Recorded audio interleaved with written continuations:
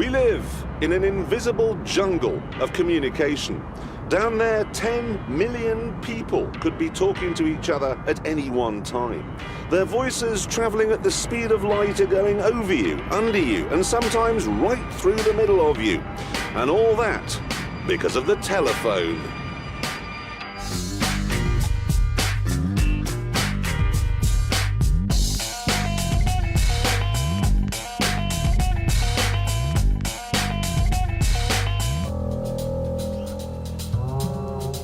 It is astonishing to think that if I really wanted to and had the right numbers, within moments I could be talking by telephone to pretty well anyone on just about any part of the planet. It's quite absurd. Today we take this communication on demand very much for granted.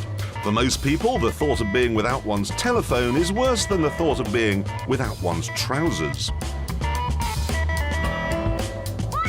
But the story of how we got the phone and came to be so reliant on it is a story of skullduggery, death, electrocution, and enormous personal sacrifice.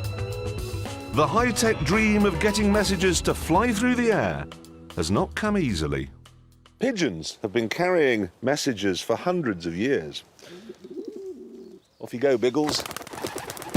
As late as the First World War, winged messengers were routinely used to carry sensitive notes across enemy lines. Biggles!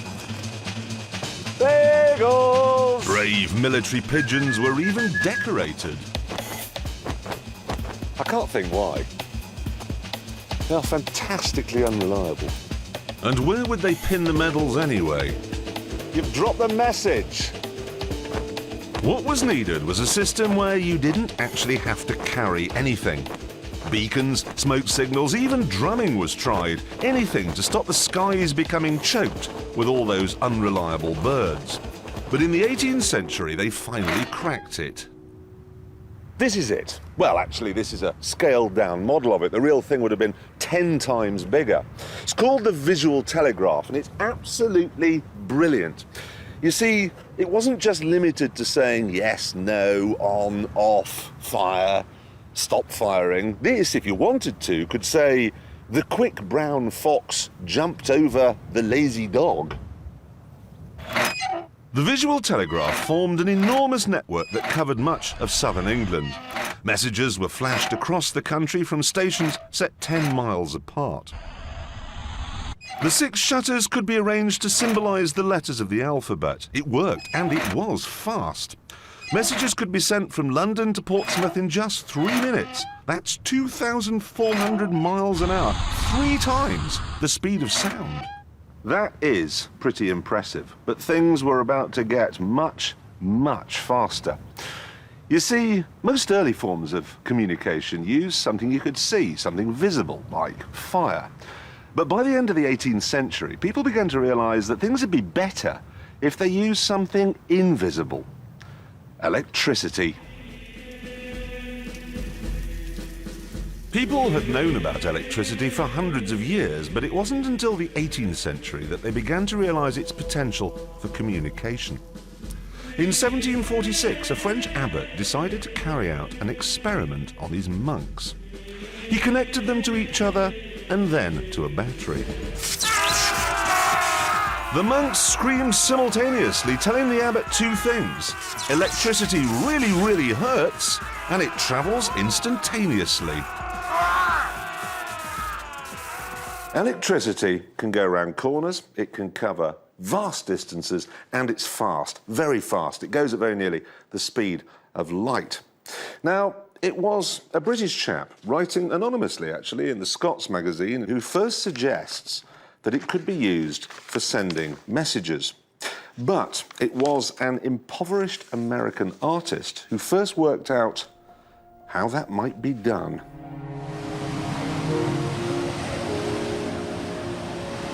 The artist in question was Samuel Morse. For 3 months of 1832, the 41-year-old Morse was on a boat. He was serious about art, so obviously had no choice but to leave America and come to Europe. Trouble was, the price of culture was 6 weeks in a sailing ship, each way. Slow, very slow. Hands to sail sailing stations! Reports appear to set both to gallant. Morse was a man with a tragic interest in speeding up communication. Just 4 years earlier, his wife had died unexpectedly while he was away. He'd missed her funeral because the news of her death had taken so long to reach him. If only there'd been something quicker, maybe electricity. Main mast bracing square, roundly let go on hold. Like most great inventions, Morse's breakthrough was staggeringly simple. Why not, he thought, use bursts of electricity to signify letters of the alphabet? The dots and dashes that make up Morse code were born. But not content with simply inventing Morse code, and let's face it, he did have 6 weeks to fill, Samuel went one step further and spent the rest of the voyage inventing a means to transmit it. He came up with the electronic telegraph. Very, very simple piece of equipment. What you've got here is basically a clockwork mechanism. You wind it up here and you turn it on here. Here is your electromagnet, which is affected by the current being sent from somebody separately.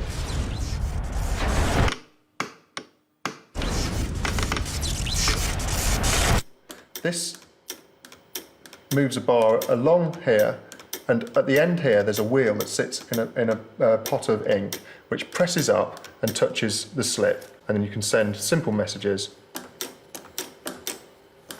which reads SOS, and you can read it here, ... dash dash dash ... Samuel Morse's telegraph signalled the start of the race for the telephone. Electronic communication had begun. The pigeon had been replaced with a courier which travelled at very nearly the speed of light. The 19th century had changed forever. To begin with, people just simply didn't understand how it worked. You've got a lovely case where a lady went into a telegraph office with a large bowl of sauerkraut to try and send to her son. And the cable operators explained to her this was an impossibility, and she said, well, it can't be because he was ordered to the front line by a telegram, so I'd like to send my sauerkraut to him by a telegram.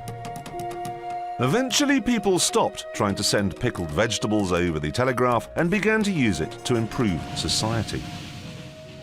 A murderer who, having done the foul deed in Slough, had escaped to what he thought was the safety of London by train. And before the telegraph, he would have got away with it, but the local police wired his description to their colleagues in London, who simply met the criminal's train and arrested him. There were international advantages too, but of course the French tried to sabotage things. The first truly undersea cable was the one that ran from Dover to Calais, but that was a bit of a disaster because a French fisherman trawled it up and thought it was a really rare piece of seaweed and cut a section out to take back to his wife and show her. The telegraph, despite the best efforts of French trawlermen, soon spread across the world. The first transatlantic cable was laid in 1857. Now it took seconds for a message to travel under the very ocean that it had taken Morse 6 weeks to cross. The telegraph really did change the world. It meant that newspapers could run next-day reports from around the globe. It was the Victorian information superhighway. It was the 19th century cool thing. People even met and married on it. The Daily Telegraph was so called to reflect its radical, new, confident, technological approach. The trouble is that the telegraph Morse code combination does have its limitations. I mean, sending even the simplest message on a machine that can only go ... dash would try your patience a bit. I mean, you wouldn't use this to send the story of the invention of the telephone, because this is a tale of greed, theft, vast amounts of money, blind chance. There's even a sprinkling of whodunit. The mystery of who invented the telephone begins in America. By the 1870s, the US Railroad and the telegraph that ran alongside it had finally conquered the Wild West, revolutionizing communication. Lots of people made lots of money thanks to the telegraph. The trouble was that a copper wire could only carry one message at a time, and there were just too many wires. The telegraph was becoming a victim of its own success. Something needed to be done. Huge rewards were on offer to anyone who could find a way to make the telegraph more efficient. So the race was on. Hundreds of men of science applied their massive brains to the problem, but few came close. One of them, however, was Alexander Graham Bell. Alexander Graham Bell was born in Edinburgh. He was clumsy, impulsive, enthusiastic, fiercely ambitious, and he was an obsessive thinker. And what he was thinking was, surely you can send more than a simple dot and dash down a length of copper wire. And so it was. In 1871, at the age of 24, he upped sticks and moved to Boston, Massachusetts. New England and a new life. It was here that Bell came to seek his fortune, and while he waited for his fortune to turn up, he filled in time teaching deaf people to communicate. I'm going to show you how sound works.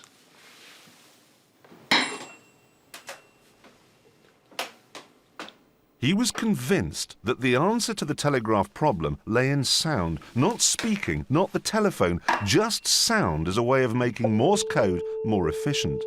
His idea meant turning sound vibrations into electrical signals.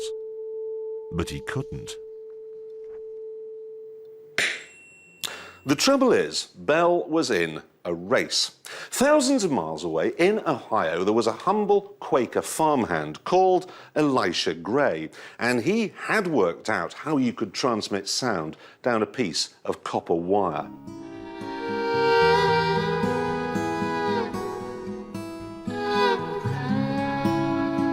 The improbably bearded Elisha Gray had seen the electric telegraph transform his rural backwater and had been fascinated by it ever since. By the age of 38, Elisha, who'd attended night school, had become an expert in electricity. So much so that the men who ran telegraph giant Western Union were backing him as their man in the making the telegraph more efficient race. Their faith in Gray was well placed. He was about to take the lead thanks to some batteries, a bathtub, and a 9-year-old boy.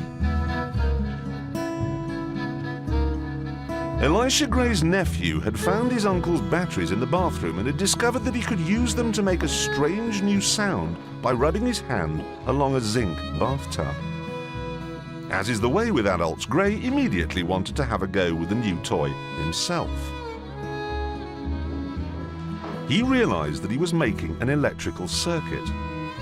Small amounts of electrical current were traveling from the batteries through Gray's body and back into the battery, but oddly, the electricity seemed to be causing some sort of very faint noise, which was amplified by the bath. Gray found that by altering the position of his hand, he could change the length and resistance of the electrical circuit, but crucially, as he moved his hand, the sounds changed too. Gray had discovered that electricity can carry sound. It was the first in a chain of events that would lead eventually to the invention of the telephone, but at the time, Gray had no idea of the significance of his buzzing bath.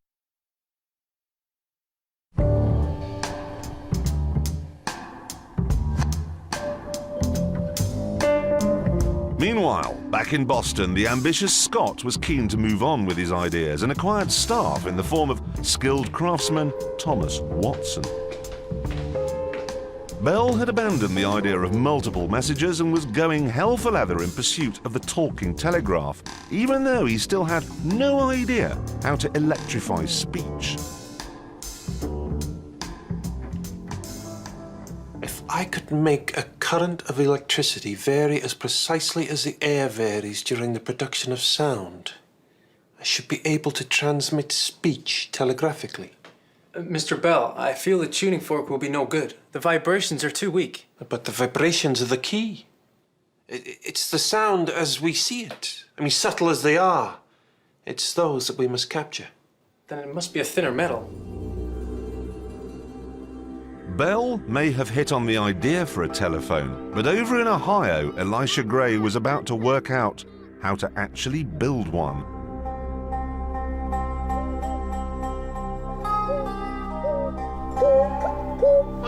Do we have a disco? Nah. Shouting. Again, Gray's nephew was on hand with a breakthrough. Gray was struck by the remarkable similarity between the vibrations of a string carrying the boy's voice and his own work with the telegraph. Back in his lab, Gray set about building a machine that could transmit different sounds. Gray, like Bell, had decided that sound was the key to a better telegraph, and he was intent on using different musical notes. Critically, he hadn't made the leap to speech. He was hell-bent on using music to send multiple Morse messages for Western Union. And so, in January 1874, Elisha Gray had the basis for what we now know as the telephone.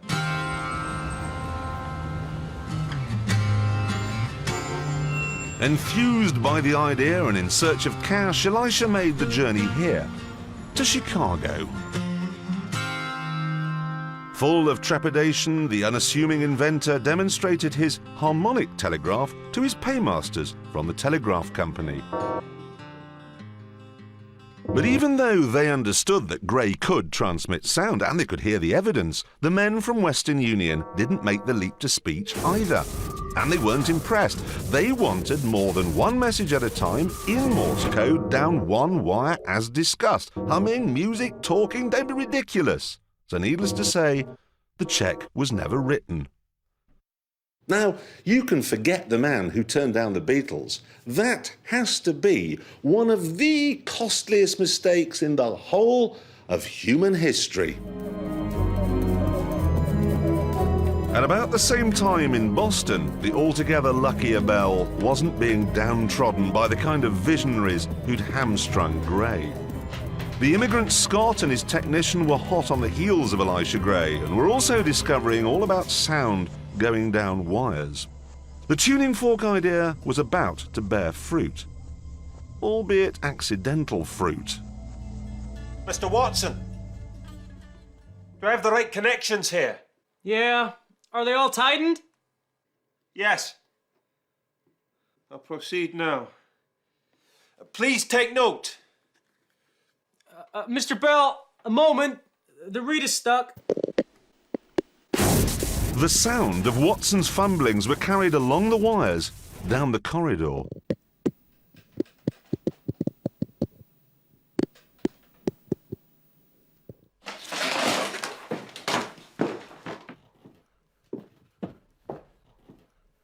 What did you do? The reed was stuck, so I took... Do it again! Repeatedly! Without realizing it, Bell and Watson had made a sort of primitive microphone. Even so, it was nowhere near sensitive enough to pick up the human voice. The transmission of speech was still a long, long way from reality, and certainly nowhere near Boston. Back in the Midwest, Elisha Gray had finally hit on the idea of talking, but he too was short of a microphone.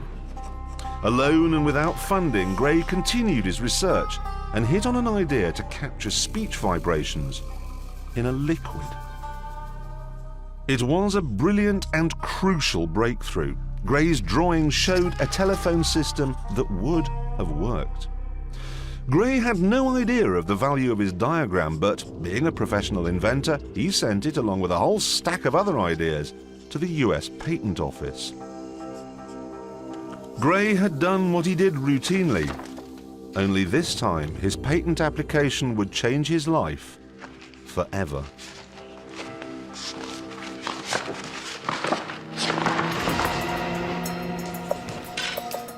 Back in Boston, Bell was still unable to get his telephone system to work. But knowing that the Gray posse were on their way to Washington loaded with ideas, Bell sent his idea to the US Patent Office too, just in case. Only it was less of a practical solution than a statement of intent. Kind of, wouldn't it be brilliant if we had a telephone?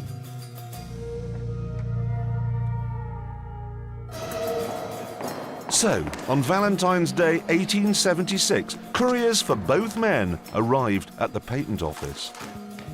It was Bell's man with Bell's telephone idea who arrived first and presented it to an examiner.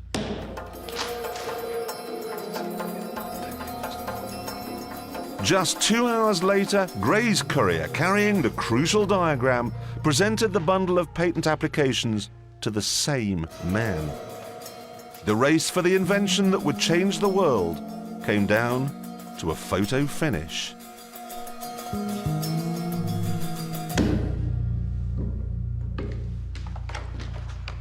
Now, yes, that could be a coincidence.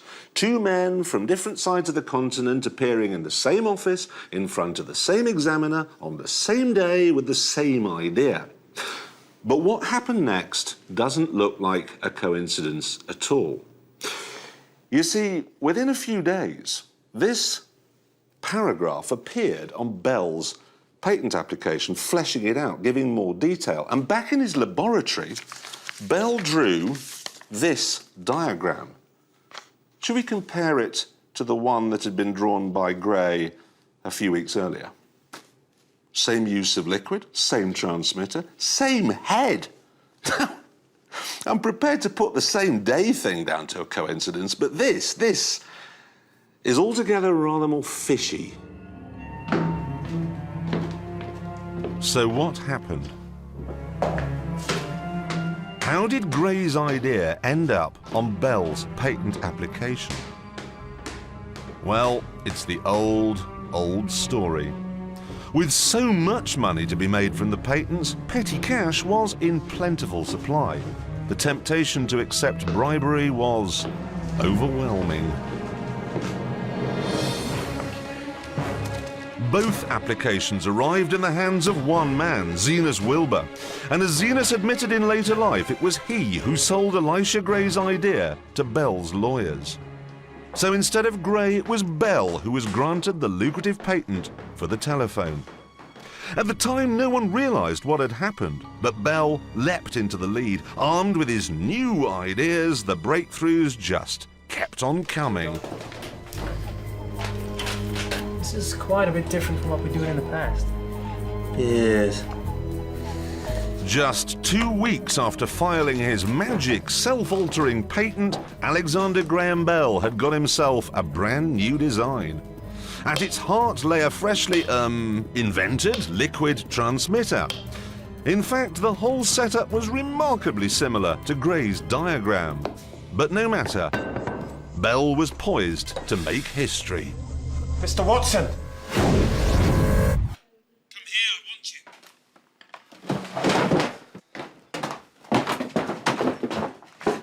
I heard it. I heard it. You heard what? I heard you call me. So to be fair, It worked. however he came to do it, Alexander Graham Bell did make a phone call in March 1876. But back in Ohio, Elisha Gray knew nothing about it.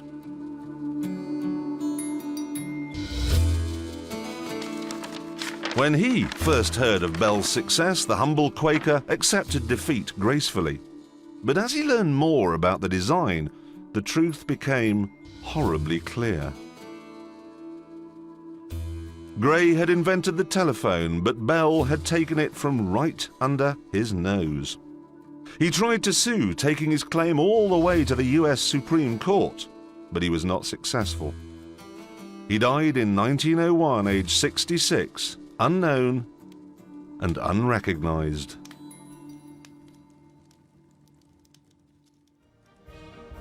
Bell's story, on the other hand, is the embodiment of the American dream. The impoverished Scottish immigrant died fabulously wealthy in 1922, leaving a vast business empire known today as AT&T, one of the biggest communication players in the world.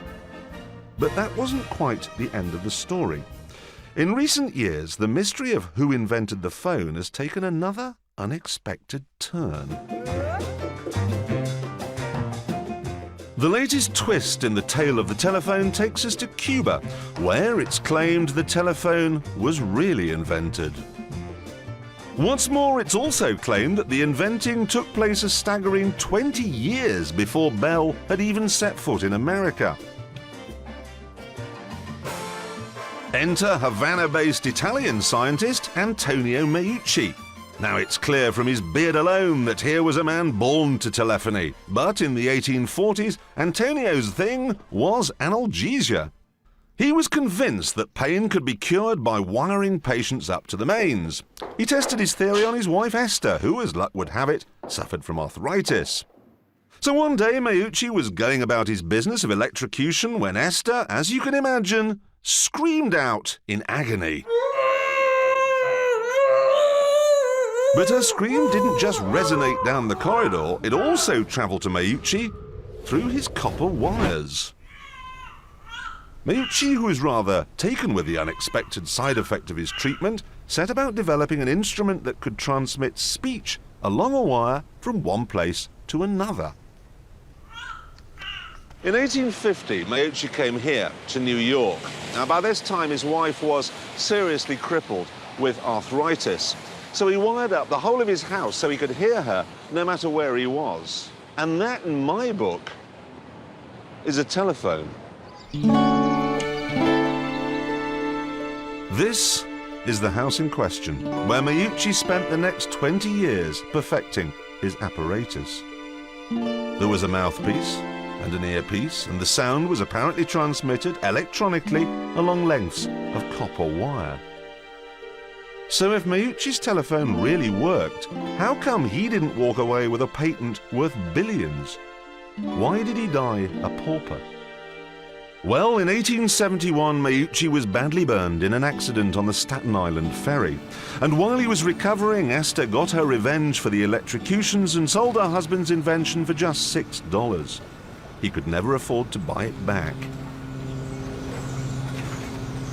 More than 100 years later, on June the 12th, 2002, after some heavy pressure from the Italian-American lobby, the US Congress passed a resolution declaring Meucci, not Bell, as the inventor of the telephone. So, 3 men, 3 beards, 3 claims on the telephone inventor title. But for me, the winner is Bell. Whatever the US Congress resolves, and despite the rights or wrongs of his methods, it was Bell who actually got the ball rolling. When he died in 1922, the world had more than 14 million telephones. So it was Bell who changed the way the world communicates. He even changed the way the world speaks. Until the phone, we would say good morning, or good afternoon, or good evening, but the telephone demanded something snappier. Hello, hello, hello. Hello, Otto. Hello, hello. Once people had worked out how to use it, the telephone really took off, and the hello girls could connect you to a different world.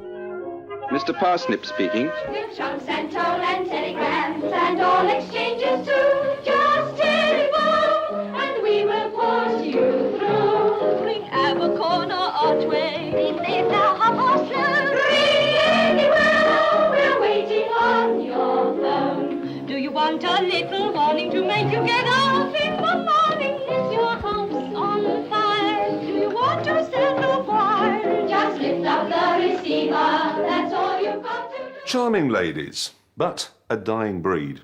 And this is what killed them. It's the Strowger switch. The invention of the Strowger switch is another tale of deviousness, deception, and death. But the man responsible wasn't an inventor, he was an undertaker, and he lived in the Wild West. Almond B. Strowger had the good fortune to be a funeral director in Kansas City, where business was booming. In the 1880s, the forward-thinking undertaker was convinced that his investment in one of those newfangled speaking things would help breathe even more death into his business. Having bought a telephone and had it connected to the local exchange, Strowger found that his business, far from growing, began to fade away. To his horror, Strowger discovered that a competitor's wife, who worked on the exchange, was diverting all the calls to her husband's funeral parlour.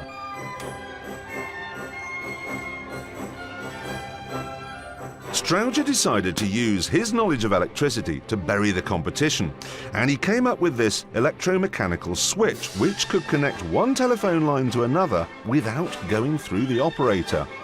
He called it his girl-less, curseless, out-of-orderless, weightless telephone. Strowger's switch was the key component of the unmanned exchanges that would enable the telephone system to spread.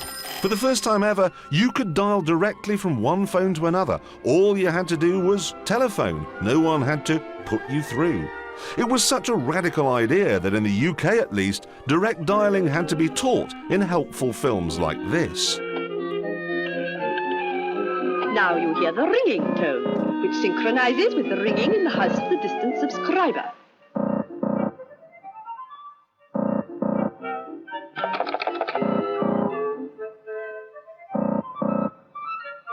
Do not abandon a call without allowing a reasonable time for distant subscriber to answer.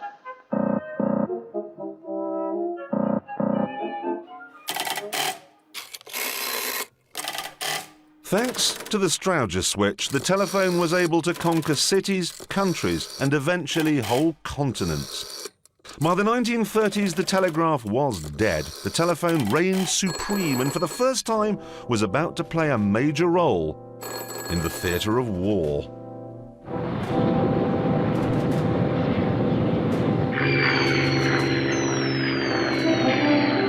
At the beginning of World War II, London was being bombed nightly by the Luftwaffe, so Allied command had to be secured deep below ground. Under Whitehall lay a nerve centre of communication that few people knew existed, and it was from here that the Second World War would be won or lost. And it was very nearly lost. Here in the cabinet room, the British government would meet, safe from German bombs. There'd be Anthony Eden, Clement Attlee, Lord Beaverbrook, the Joint Chiefs, and here in the wooden chair at the head of the table, the great man himself, Winston Churchill. Late into the night, in an atmosphere laced with cigar smoke, they'd talk about the North African campaign, the Battle of Britain, the North Atlantic convoys, assuming everything they said was a secret. But it wasn't. There was an enemy in the heart of government, a mole so dangerous that the thoughts and strategies of Churchill himself were being delivered into the hands of the Nazis. It's incredible, really, when you think about it. This secret little room, in a secret place, full of people sworn to secrecy, far below the streets of London. But there was just one weak link. That.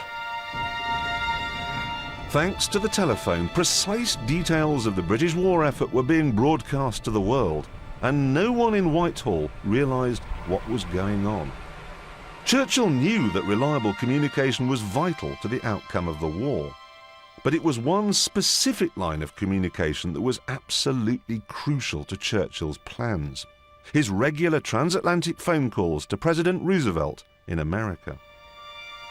The calls were all very hush-hush. Even the location of the prime ministerial telephone was a closely guarded secret.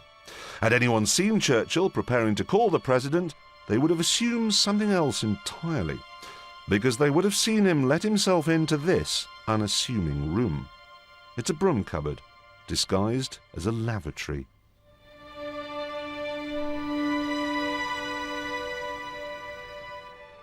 On a telephone in this room, the first hotline to America, Winston Churchill would hold some of the most important calls in the whole of history. Unfortunately, he may as well have been standing outside with a megaphone, because the Germans had a listening station off the Dutch coast and they could hear every single word he said. The trouble was, in the 1940s, the only way to speak across the Atlantic was by radio, so anyone with a listening device could tune in and hear the latest news about supply convoys, troop movements, and vital new initiatives. When the Allied High Command eventually realised that Churchill was inadvertently telling Hitler everything, the Allies had to think big. The leak in Churchill's lavatory needed to be plugged, and quickly. So what they came up with was this, an encryption device called the Green Hornet. In nothing, great or small, large or... The way the Green Hornet worked was deceptively simple. A recording of white noise made the phone call unintelligible. And then, on the other side of the Atlantic, an identical recording was subtracted, so the president could understand what Churchill was saying. Very different is The Green Hornet carried conversations about D-Day, Himmler's offer of surrender, and even Hiroshima. And with these phone calls secure, the outcome of the war became more of a certainty. The Green Hornet's encryption was so powerful that, unlike Enigma, it was uncrackable. Even today, the Green Hornet cannot be beaten.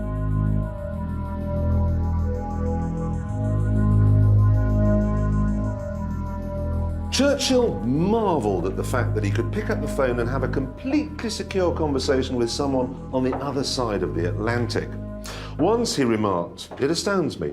Nobody can tap the phone. It's completely impossible to do so." Progress perhaps is too fast. One wonders where we are heading. T-minus 10, 9, 8, 7, 6, 5, 4, 3, 2, 1, 0. Ignition. Liftoff. We were heading, as it turned out, into space.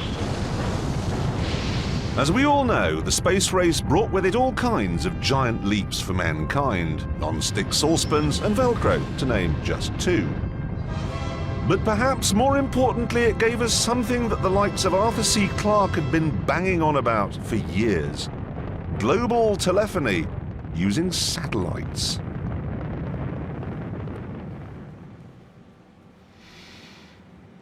It sounded like piffle. But in 1962, British technicians built a dish in Cornwall which could receive telephone calls from America via space with no wires. They called it Arthur, and it was a Leviathan.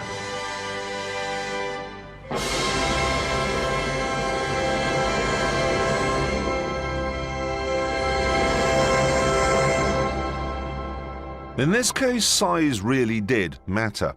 The Cornish dish had to be big enough to track a tiny 3-foot by 10-foot satellite travelling at 35,000 miles an hour, 2,500 miles away. The satellite was called Telstar. On July the 10th, 1962, Telstar became the first telecommunications satellite to be launched into orbit, and Arthur was its UK receiving station.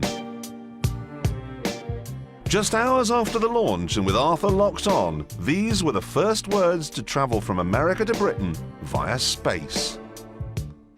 Hello? Hello? Hello there. How's it sound to you? It sounds pretty good. You're very clear and intelligible. Very good toward me. Who's this speaking? With testing complete, it was over to the BBC for a more momentous and much more public second international phone call via satellite. Hello, is that Alistair Cook in New York? Yes, it is. This is David Wilson. I'm speaking from the centre of London. Where are you in New York? Over the decades, hundreds of communication satellites have been sent up into space, and millions upon millions of miles of cable are buried in the earth below. With every part linking together, operating in sync, the vast, largely invisible web of communication has now become the biggest machine in the world. Instant global communication is in full swing. Think what is flowing through this dish today. Good news from Australia, bad news from Argentina, no news from New Zealand. People listening to Muzak as they wait to be put through to Mr. In Saigon. People talking to 0898 girls in California. Credit card transactions from the Caribbean, banking deals from Africa, the Indian internet. Trillions and trillions and trillions of ones and noughts every single hour of every single day. The telephone, with all its apparatus of mass communication, its satellites, its switches, its huge dishes and microwave technology, has clearly changed our world. But less obviously, the talking telegraph has apparently had its biggest impact on us at our most basic animal level. And it's created new kinds of scientists, phone anthropologists, who are having a field day. 55% of a person's impression of you is based on your appearance, so what you're wearing, all sorts of things about your appearance, and your body language, so the gestures, the facial expressions. So when you're talking on a telephone, you've eliminated 55. 55% of communication of communication is gone. This is space-age technology for Stone Age brains. Definitely. I mean, our brains are stuck in the Stone Age. Our brains still think that we're hunter-gatherers living in tribal communities. And this is the kind of communication that we crave. We need that sort of...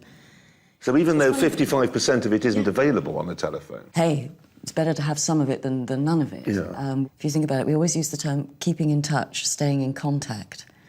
And that takes us even back further than the Stone Age, because that you're going back to the social grooming among chimps. You know, you're going back... Picking fleas out of one another. Yeah. And that's effectively what we're doing. That's why we call it keeping in touch. It gives us that sense of contact. So how come, and I don't think I'm alone, I don't like talking on any type of phone. I mean, my idea of the perfect conversation is you pick it up and you go, pub, and the person who's answering goes, yeah, and then you put the phone down. You're like that because you're male. I think men need the visual connection. They need the body language signals as well. Also, men basically just don't like talking as much as women do. Probably gather from this conversation here, I seem to be doing an awful lot of talking. Although I may be rendered semi-mute by the telephone, it seems that there are people out there, and some of them are men, who find its anonymity positively liberating. In New York, a Manhattan artist realised that people would say things on the phone that they wouldn't say face to face.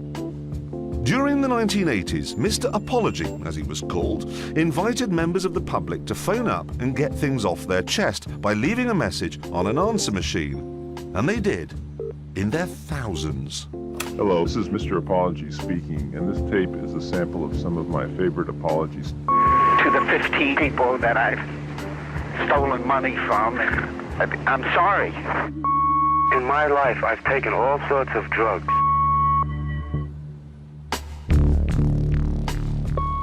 All statements received by Apology will be played back to the public, so please do not identify yourself.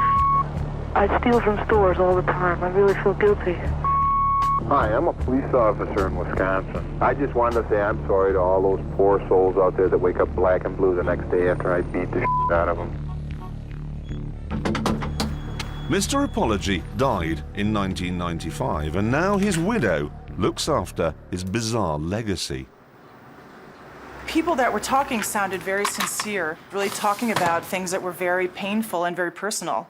And I think the fact that they were talking to a telephone gave them a zone of safety, so that they could unburden themselves without fear of anyone really listening to them while they were talking. I feel like I want to kill someone. The tapes really encompass every aspect of humanity. Definitely a lot of confessions about crimes, petty crimes and serious crimes. I embezzled $400,000 from a bank over a period of 6 years. Religious issues. I'm sorry I ever had sex for the first time, because now I too am a fallen woman and I should have never done that. There's really nothing in the human condition that hasn't been discussed at great length on the apology line. I killed Henry. He was a neighbor.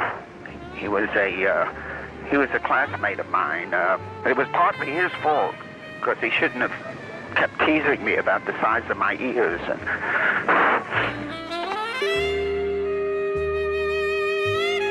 Obviously, the deeply troubled people who phoned Mr. Apology were protected by the anonymity offered by the fact that they couldn't be seen. Until the telephone, not being able to see someone who was talking to you was never an issue. But now, for the first time in human history, we are being forced routinely to make judgments about people we've never met or seen. We're basing all our opinions simply by talking to them. I know, try an experiment. I've got 6 pictures here of people. Yeah. And they're waiting outside, and they can talk to us on here. Okay. Let's see if you So can I have to try and match the voice out voices there. to the faces on there. Okay, well, I should be able to tell the men from the women. Can I talk to number 1? Hello? Hello, that's number 1. Right, that discounts those 3, the women. Tell me, where did you go on holiday this year? I went to Bulgaria recently with the college exchange programme. So he's an educated man. I'm going to go with that one is number 1. Number 2, can I talk to you? Hello? Hello, number 2, yeah? Yes, hello. Hi, that's you, no problem. Thank you. Number 3? Hello? Right, tell me, been in a fight recently? No. You've never been in a fight, that's you. Thank you. Number 3, right, number 4. Hello? Hi. Have you ever bought anything in Marks and Spencer's? No. Great. Right, so where have I got to? Number 5. Number 5, hello? Hello? That's you. And number 6 is going to be you. Let's just check it out, though. Hello, number 6. This is number 5. No, I know. I've finished with you now. You're a man, therefore power of deduction's caused me to work you out. Number 6. Hello? Hello? Do you have children? Yes, I have one. What? How old? She's like 7. She's 7. Yes. Am I allowed to swap? Yeah. Sorry? Okay, thanks very much. Thanks. I'm going to do that and that. Okay. How did I do then? You got them all right, every single one. Really? Yeah. Well, there you go. That's amazing. Well, let's be honest, I am still the man I mean, that would you had... have been able to tell whether any of those people liked you or not? Of course they like me.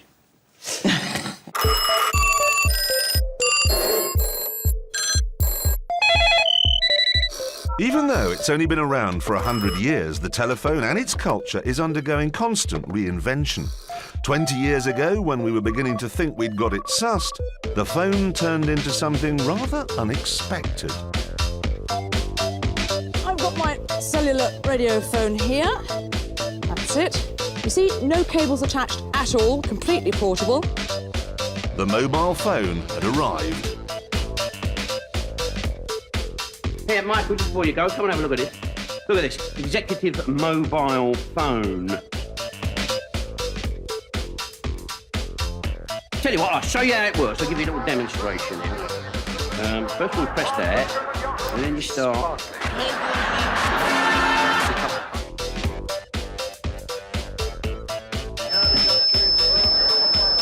Oh, that's all right. I know what that is. I know, that's all right. The satellite has moved out of position, you see.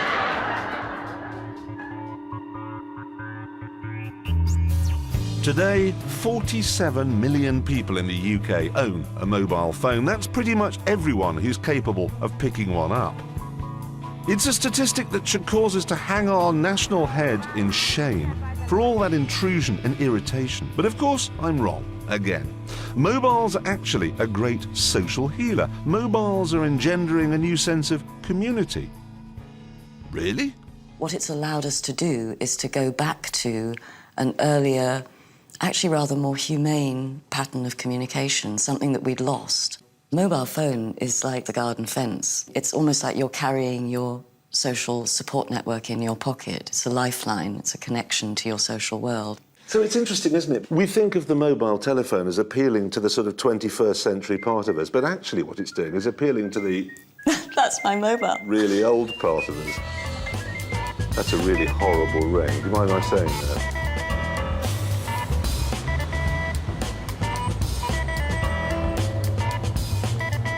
And that's the problem, isn't it? Ringtones. It's an object lesson in the danger of choice.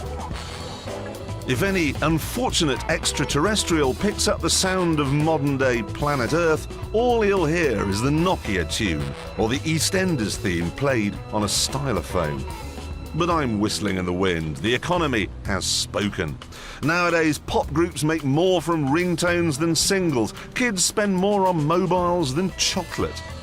People today feel bereft without their phones, and I suppose, if I'm honest, that it is incredible that someone can now reach me on the same number wherever I am in the world. Ellie? I'm actually in Beijing. Yeah, amazing. That's Tiananmen Square. Do you hear it? It's the buzzer thing they sound. Hi, yeah, look, I'm in New Zealand. Ellie? No, I'm actually on a boat in the Mediterranean at the moment. I know, amazing reception. Bet it was like this in England, eh?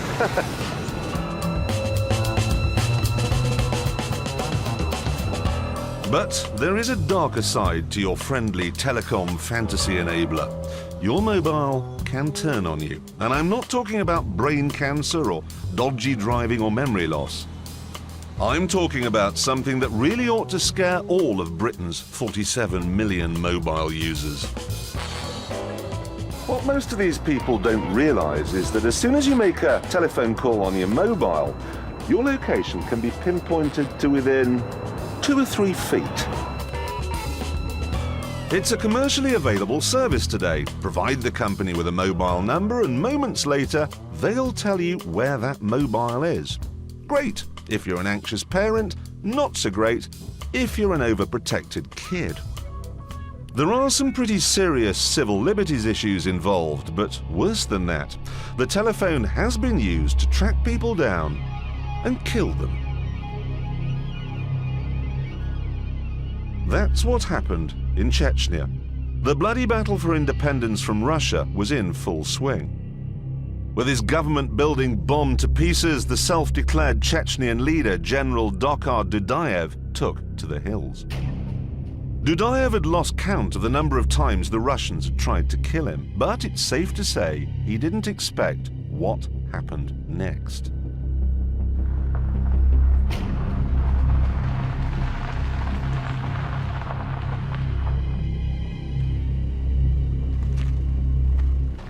In April of 1996, he stepped out of his car into a chilly spring evening.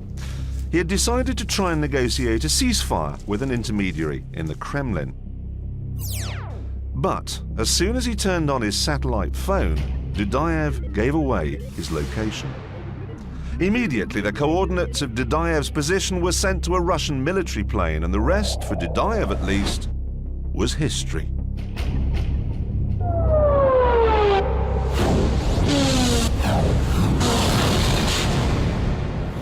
So, if you think I'm an irresponsible lout, you simply dial 0898 kill Clarkson, engage your satellite, fire your missile, and poof! Moments later, I'm a thin veneer all over those trees over there.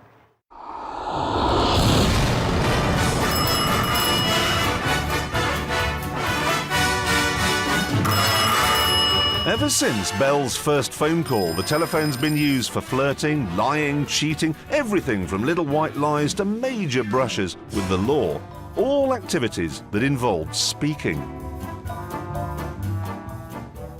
150 years after its invention, the telephone took a giant leap backwards. Look at that. Look at it. What does it mean? It's like French. Hopper. It's just gibberish. I have never sent a text message, and I have no intention of doing so. But since about 12 million people do send them every day, it rather looks like this bizarre form of communication is here to stay. God help us.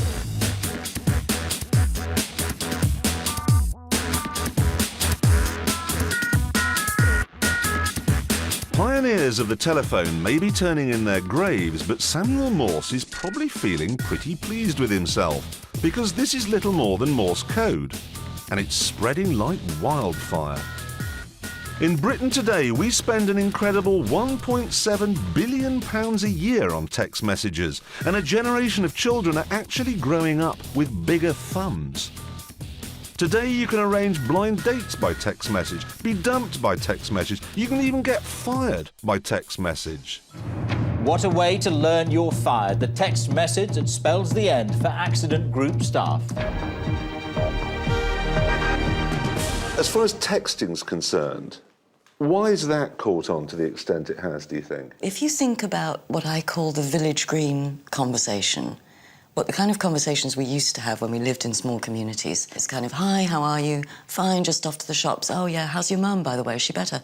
Yeah, she's much better, thanks. Right, see you later. Basically, a connection has been made. If you take half the vowels out of that conversation, it's an absolutely typical text exchange. It's about keeping in touch without necessarily having a great deal to say. I mean, you should really get into texting. Texting is right up your street. You can avoid having a conversation. No, but they're sitting there doing that, such a teenage thing to do. Keep in touch with people who want you to keep in touch with them, who are going to get grumpy and antsy and bitchy if you don't keep in touch with them, right? But you don't actually have to talk to them. This is a male paradise, texting. But my phone doesn't do texting. Well, get one that does. How hard can it be? Oh, it would mean phoning someone up. Now, human communication is about to make another evolutionary leap, thanks to an idea that's been around for longer than you'd think. At last it's happened, the thing we've been dreading for years, a TV telephone on show in San Francisco. Watch out, all you husbands who work overtime at the office. In the old days, it was just too easy to phone up the missus. But Mr. Smith of 1984 will have to think twice. These video phones really revolutionise everything. Because we now have everything. The verbal, the vocal, and the visual body language. Can you try flirting now? So if I do a coy look, do you want to see if you can pick it up? So if I... Ooh, no, that's very flirty. Oh, yeah. Coy, Well, no, keep doing that, quite like that. Well, you need to hold it higher for your best angle. You're just sitting there, don't you do anything? No, I'm just looking gormless while you flirt. Do something subtle, like sort of, you know... No, that's a female flirting gesture. Give me a flirting gesture that I can do. Smile. OK, try intense eye contact. Let's do the copulatory gaze. Actually, you look quite mad sometimes with that sort of one. Yeah, I can I'd back actually off see you. I'm trying to see you. Yeah. Oh, good. Very good. Yeah. Actually, this isn't the best angle for you either. Hold. What on earth is that supposed to be? Me looking like Clint Eastwood.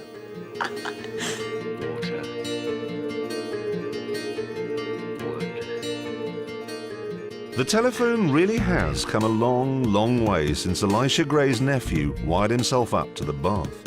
Who'd have thought that Mr. Bell's historic call for Mr. Watson's assistance would have led to the mute banality of the text message, or that the telephone, a machine for speaking into, would eventually become equipped for seeing with too. But the device that enabled long-distance talking has one more surprise up its sleeve. This is a hologram of me, and even though it doesn't look much at present, it's apparently a glimpse of the future. Pretty soon you're going to be able to use your communicator to beam people to wherever you are, and not even Captain Kirk could do that.